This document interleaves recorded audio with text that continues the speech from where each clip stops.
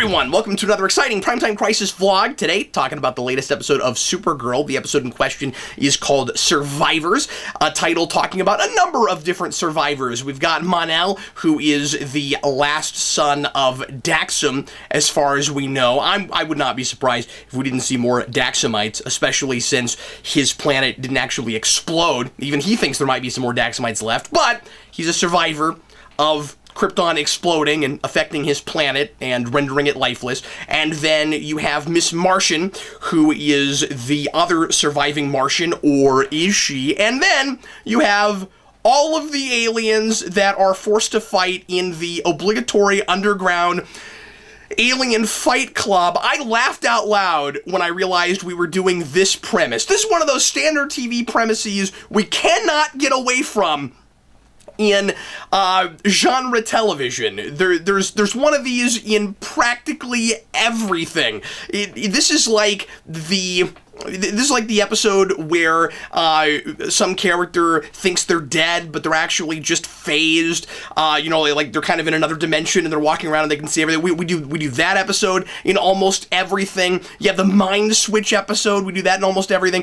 The Underground Fight Club thing, Voyager's got one, Sunkatsu with The Rock, Angels got one, Birds of Prey was 13 episodes long, and it's got one. We gotta do one of these in everything, and this episode had this hilarious vibe to me of, yeah, we know you've been here and done this before, so we're not even going to try to explain how the aliens are forced to fight, why they're there. I didn't see... Smallville had one of these, and it at least had more of an explanation as to why the Crypto-Freaks were forced to fight. I think it was Crypto-Freaks, or no, maybe it was people from the Phantom Zone. I can't even remember. Anyway, but here, yeah, I only watched that like once or twice. It's not good. Here, it's just there's a rich woman who invites all the rich people. You always have to have that, right? Where it's for the rich elite. It's calling back to cockfights. It's that whole thing. And so rich people show up. They're wearing a face mask, and it's this hoity-toity high society thing. But they're embracing their primal instincts and enjoying people fighting, sometimes to the death. But again, we've been here and done this so much that the episode is just like, yeah, you've seen this premise. You're not going to question it. We do this in everything. And so there's no collars, like shot collars or power, decimating collar. Nothing like that I noticed. Just they're all forced to fight. Okay, except for Miss Martian, who is allowed to come and go as she pleases because she volunteers, which I found it really hard to believe that. Now, having said that, she is obviously keeping a big secret, just like the president. I'm sure those two things are related. We find out at the end of both of these episodes that somebody who we think is one thing is not what they seem. With the president, she has this weird flashy face thing. Linda Carter, where we find out that she's got like these red scaly veins. She's obviously an alien. She's pretending to be human. Miss Martian goes into like this monster form, and is she a white Martian? I'm not sure. I don't remember the white Martians looking like that. I thought they had a different kind of look. Somebody told me in the comments a week ago that that Miss Martian was supposed to be a white Martian and not a real Martian. So I was kind of looking for that, and then when I saw the monster form, I wonder if that was what that was supposed to be. But again, I don't think that's what they looked like. But it probably has something to do with the white Martian. Anyway, so yeah, Miss Martian's a white Martian. So Or is she? I don't know. Anyway, so I tried to do a White Orchid parody there. It didn't pan out. So anyway, you've got the Fight Club is run by the actress who played Sky's mother in Agents of S.H.I.E.L.D. Last season or the season before, the leader of the Inhumans. I guess it was the season before. And she's a really good actress. I loved her dress. It was an absolutely stunning getup that she was wearing. I like that actress a lot. I think she's really good. I wish we could put her in things I like better. And I really like this show. I just mean that role was kind of beneath her. I have that often with the fight promoters in these kinds of episodes. We seem to always go to, or often we'll go to a really cool actor that's kind of wasted in the role. We did this with Jeffrey Combs in Tsukatsu and Voyager. I feel like I can just sit here and compare this to other Fight Club episodes, but I'm not going to anymore. Anyway, so that's kind of how that premise, always ends up working out. The Fight Club is done at the end, and it's kind of an excuse to get Miss Martian involved in the alien community, and to have John Jones have to save her in some way, and to put them in a place at the end where they're at least talking to each other, because Miss Martian is kind of distancing herself from him. She introduced herself to him last episode, but she doesn't seem to want too much to do with him. One thing I really like about the show is all of the cultural heritage stuff. I really like that we take the time to write out alien dialogue, and we do a really good job to make it all sound consistent and to sound, different from the other alien languages. We've done this with 2 or 3 or 4 of these, and they always sound really distinct. I think that's really cool. And just the cultures in general. I think we could do a little bit more with that. I wish we brought that more to the forefront, because when we do it in this show, we do it really well.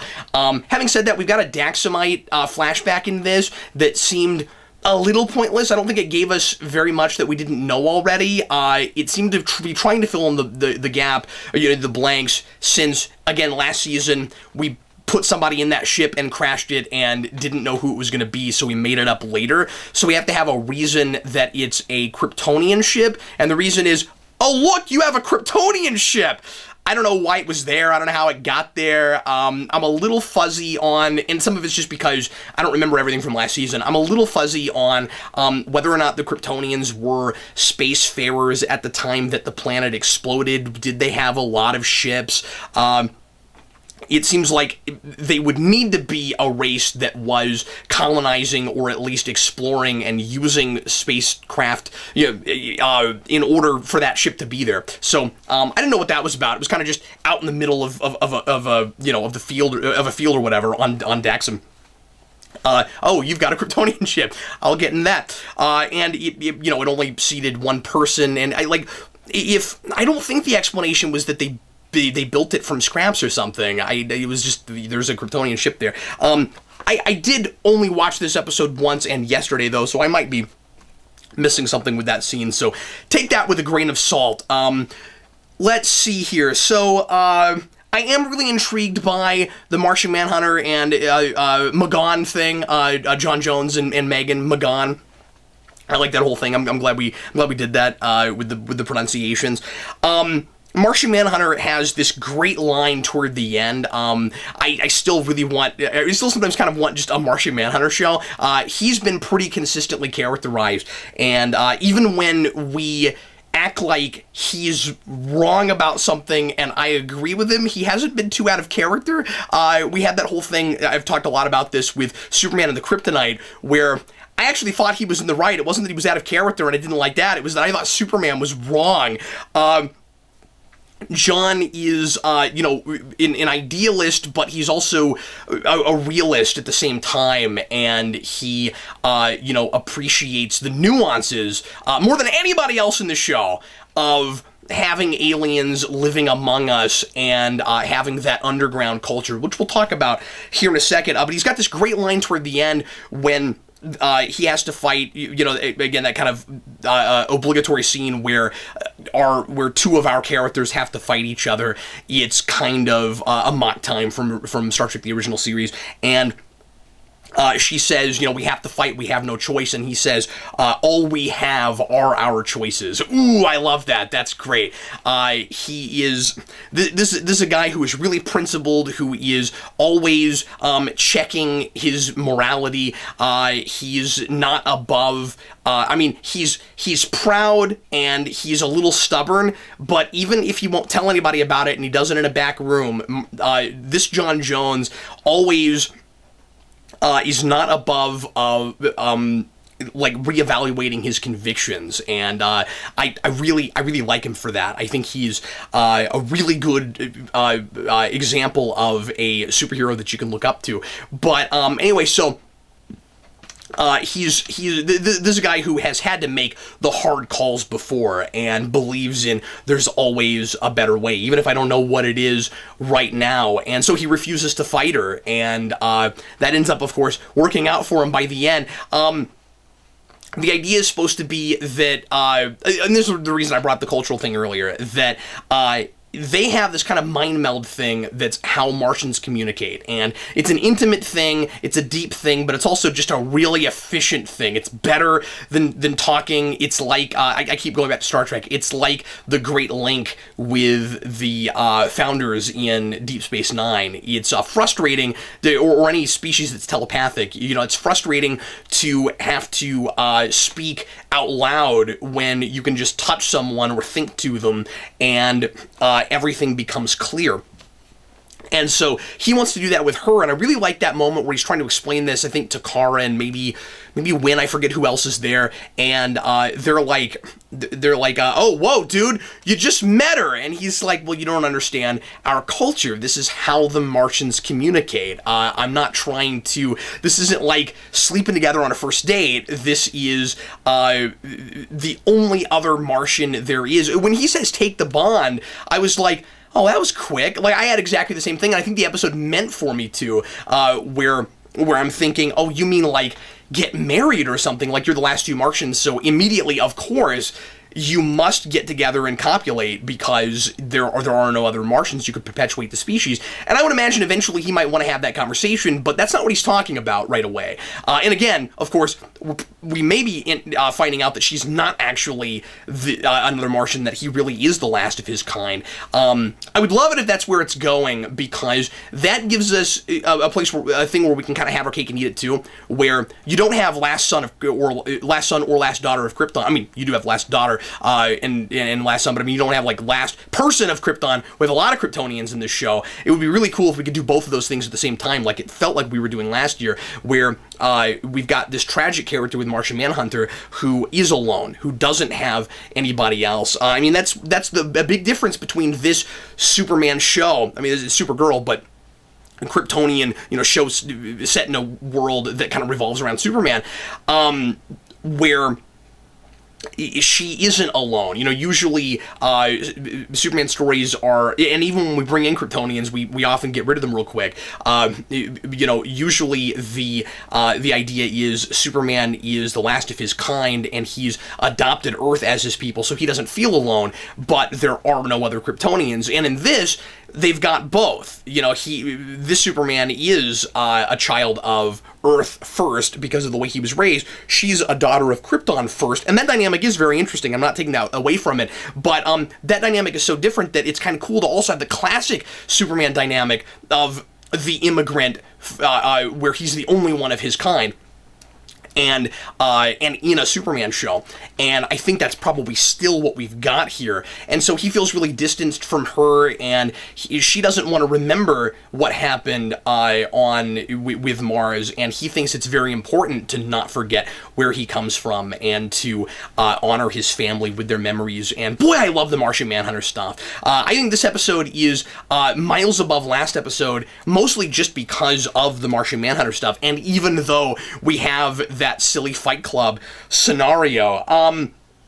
I I think we are oversimplifying the Kryptonian versus Daxamite dynamic. I'm not saying I necessarily want a flashback where we go back and see that whole thing. I think that could be tedious and dull, or it could be really cool. I don't know. But as I said last episode, that's a dynamic we've seen a million times in lots of science fiction things, including Star Trek, where you have the two sister planets that are at odds and go to war for a long time, to the point where they kind of forget maybe what they're even going to war over, and it's just this sort of like feuding. Almost like an old school Southern family feud, minus Steve Harvey, and this, but the problem I have with it here is we've boiled it down to the Kryptonians were snobs and the Daxamites were partiers.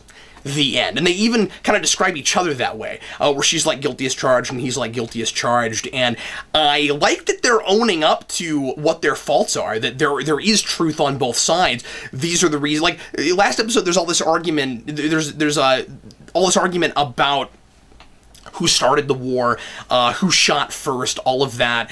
And here we've gotten away from that, and we're talking more about personality traits and why they don't like each other, and what the kind of bigotry is, what the stereotypes are, kind of like some of the cultural and racial stereotypes that we've had in our past on Earth, with different wars that different nations have engaged in. But I wish I knew more about it. I just it still feels. I mean, there's things I like about that. Like I said, I like that they're owning up to it. I like that they kind of agree with each other as to what the problems were.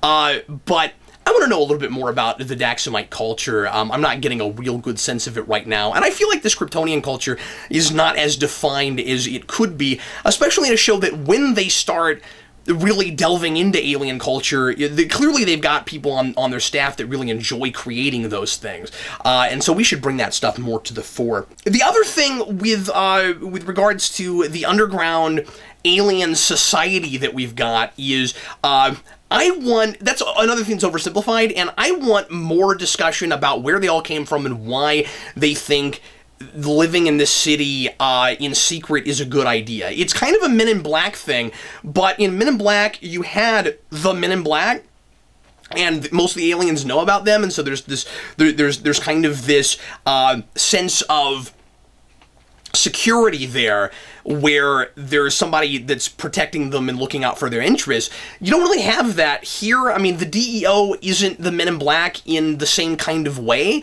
and I don't know if they all came from the Phantom Zone. I'm not sure why there's so many of them, and it really comes off like, because Supergirl is an alien, we've got to have this underground society of whatever she is. And we do this with a lot of TV shows. So if you have metahumans, you got to have all these secret metahumans, and there has to be, prejudice against them and that kind of thing. We have to turn that into kind of an X-Men metaphor. And we can do that. It feels kind of typical, and so I think you have to be smart about it. And I think you have to be smarter about it than this show is being. The big thing I don't like about it, besides just, I don't know where all the aliens came from. I don't know why they all chose to be on Earth, or if they're all stranded from the Phantom Zone.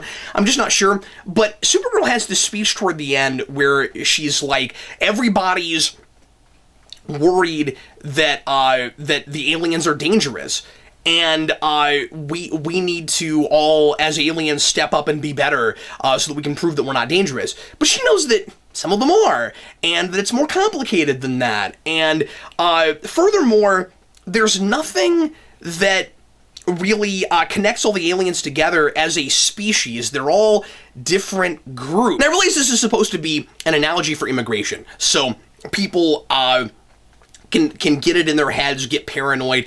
Anybody who comes into this country must be here for the wrong reasons. Must be here to spy on us, or to terrorize us in some way. They must be selling drugs. They must be whatever it is. And we sometimes hear paranoid people acting as if everybody who wants to live in this country is here for the wrong reasons. And so I get that, and I can I would appreciate that xenophobia idea if we were, again, a little bit smarter about it, and if we saw more people talking about it, if we actually saw the extreme end of that, because I don't think we've really had that yet, where we've had anybody that's like, aliens are bad. I mean, except, talking about Lex Luthor, but he's in jail. So, like, maybe we need that. Maybe that's the problem. Because right now, it feels like we're not talking enough about the differences between these aliens and why they're there in the first place. And because you have Supergirl and Superman, and most people seem to be on board with them, and they know they're aliens, I'm not really seeing the xenophobia that we're talking about very much.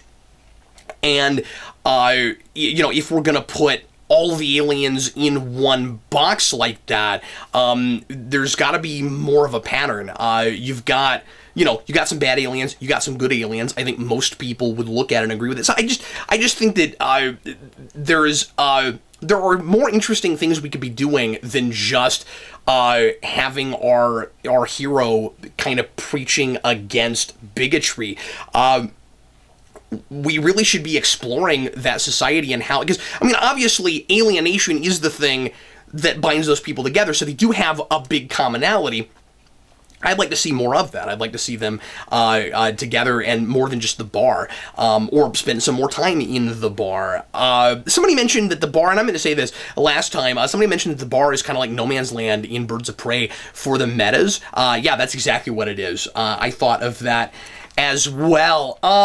I also want to mention that I really like Snapper Carr, and I think we're getting mixed signals with him about how the show feels about him. He's consistent, but last episode, there's this... I talked about that moment toward the end that I didn't like, where he kind of gets his comeuppance for what I thought was just doing his job, with Jimmy Olsen micromanaging him, and it felt like I was supposed to applaud because Jimmy Olsen gets back at him for just kind of being a jerk to him. And yeah, Snapper Carr's not a nice guy, but he's also doing his job, and he's the guy that's supposed to be running the newspaper side. So then in this episode, he's playing a kind of hard-hitting mentor for Kara again, where he's really tough on her, but he's fair, and he's just not emotional. It's kind of refreshing. He just, I mean, he's really blunt, and he could be classier, but it's really refreshing to see this guy, expect his reporters to earn what they get, and for everything to be based on merit. And no matter how he feels about Kara and whether or not she should be there, when she gives him good work, he puts it in the paper. And when she is halfway there, he says, "You're halfway there." And I really like that. I like that she's having to work for everything. I like that she started in this more entitled place and was kind of letting things just be handed to her. And she talks in this, and I think she's slightly whiny about it, but she talks in this about how hard everything is. But she's working at it, and we're seeing her gradually become a good reporter. And I like that a lot. I think that dynamic with Snapper Carr, I hope he doesn't go away. I think he's a really good, I almost said foil, but he's kind of a stand-in for Perry White. And that's really good. Anyway, so that's how I feel about this episode. Thanks a lot for watching. Sure appreciate it. Looking forward to seeing your comments. And I will see you again with some more Primetime Crisis coming very shortly here on Geekvolution.